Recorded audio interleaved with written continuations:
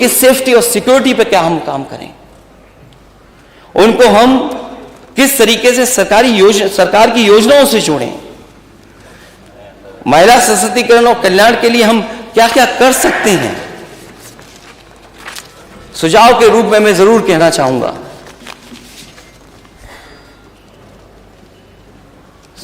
क्योंकि सरकार के घोषणा पत्र में तो बहुत सी बातें रखी गई थी,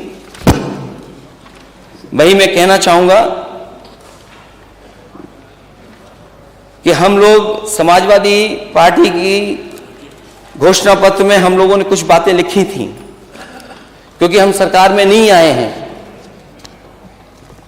इसलिए हम सुझाव के रूप में सरकार को बता सकते हैं।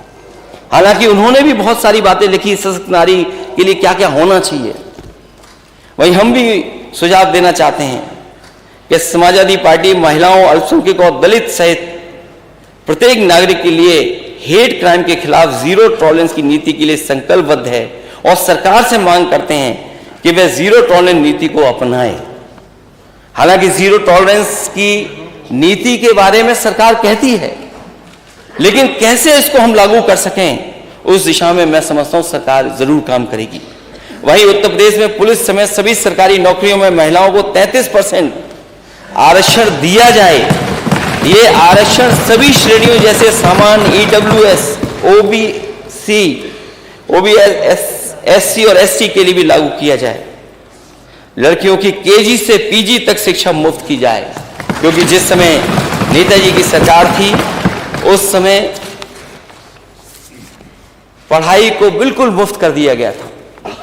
हमें उम्मीद है कि आज जब हम महिलाओं के सवालों पर चर्चा कर रहे हैं तो ये पढ़ाई भी पूरी की पूरी मुफ्त होनी चाहिए। और मुझे याद है कि एक बार मैं यहां पर एक अखबार के कार्यक्रम में जब मैं गया तो मैं जिन लोगों का सम्मान कर रहा था उसमें नौजवान वो टॉपर था, 12th क्लास के टॉपर्स का मैं सम्मान कर रहा था। अध्यक्ष जी जब मैं उसको सम्मान देने गया तो उसने कहा कि आज तो आप मुझे यहां लैपटॉप दे रहे हैं, आज ही के दिन आप झांसी में भी मेरी बहन को लैपटॉप देंगे। और मुझे याद है, मैंने बच्चे से पूछा कि कभी तुम हेलीकॉप्टर में बैठे थे? उसने बच्चे ने मना कर दिया कि मैं हेलीकॉप्टर में कभी नहीं बैठा। मैं जब अपने घर आ गया लौट करके तो अचानक मेरा ख्याल आया कि क्यों नहीं मैं इसको लेकर के संग जाऊं, और उस 12th टॉपर के बच्चे को मैं अपने साथ लेकर के गया। उसकी बहन को जहां हम लोग लैपटॉप दे रहे थे उस बहन को भी मैंने लैपटॉप दिया।